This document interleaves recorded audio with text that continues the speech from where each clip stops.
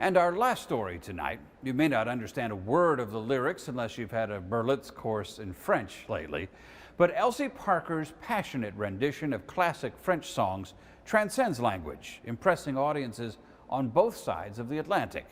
Jim Altoff has the story.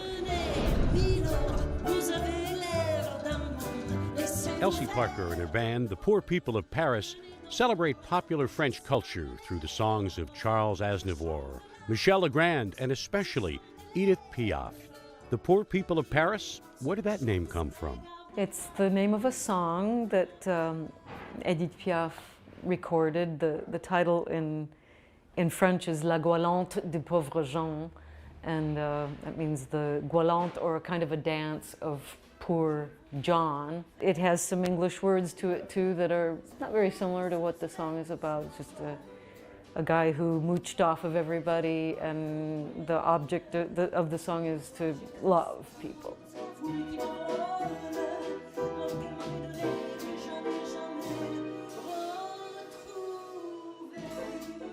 Elsie actually began singing French songs in a German Oompa band here in St. Louis.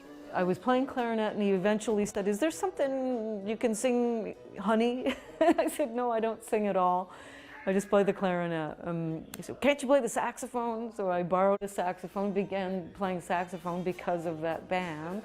And then he said, "Surely you can sing something." So I said, "Well, there are some songs of Marlene Dietrich that I like a lot." And so I did Falling in Love Again in German, and he seemed to like that. So on one of her same records, Marlene Dietrich sang La Vie en Rose.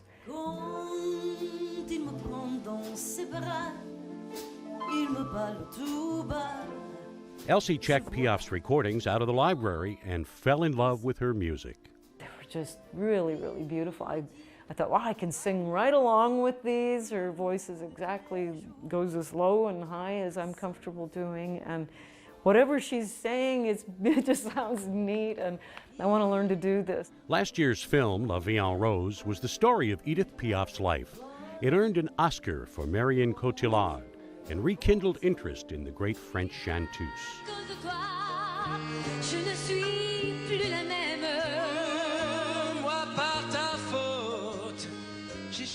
Elsie's renditions of Piaf's songs landed her a spot on French television in a program that's an American Idol-style competition.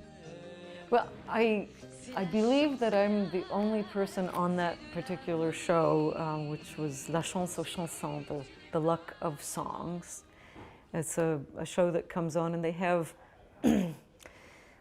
some amateurs that are chosen to perform, a lot of accordion players, a lot of singers, and they are very often doing American songs. I think, for one thing, that they were happy that somebody was doing some of their bread and butter kind of stuff, the Piaf songs. I am an exception to the rule there. They said they never had people from another country because it was so competitive to be on that show. Of course, if it's French, it's amour. There's nothing the French love more than love, preferably tragic. She predominantly did a lot of tearjerker kind of songs. Her songwriter that she made famous, Charles Aznavour, I've seen him in a TV interview that he said, as a songwriter for her, she was always wanting me to invent in a song a new way for someone to die of love. Elsie's band, once a duo, now consists of Mike Carasello on piano, Wayne Caniglio on bass, and Alan Schilling on percussion.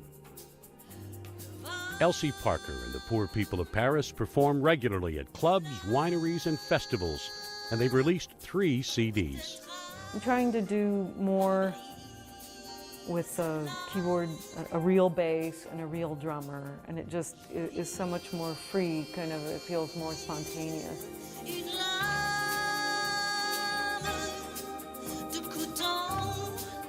That wraps up this episode of State of the Arts, coming to you from City Museum. Check our website, hectv.org, for links to all of the artists featured in tonight's program.